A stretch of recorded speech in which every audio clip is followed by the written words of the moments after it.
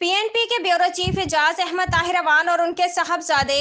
वलीद एजाज अवान ने Jeddah Saudi Arab के senior सहाफ़ी सईद मुसर्रत खलील और रियाज के चमकते सहाफ़ियों के एजाज में एक शानदार और पुरतकल्लुफ़ दावत इशाइया का ख़ुसूसी एहतमाम किया।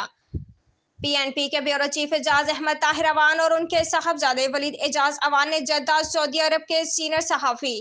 सैयद मुसर्रत खलील और PNP के managing director MD Zubair Khan Bloch,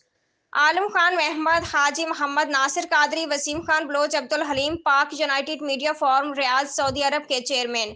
Abid Shamoon Chand और सेक्रेटरी इंफॉर्मेशन मलिक इरफान अली के एजाज में एक शानदार और पुरतकल्लुफ़ दावत इशाइया का ख़ुसूसी एहतमाम किया।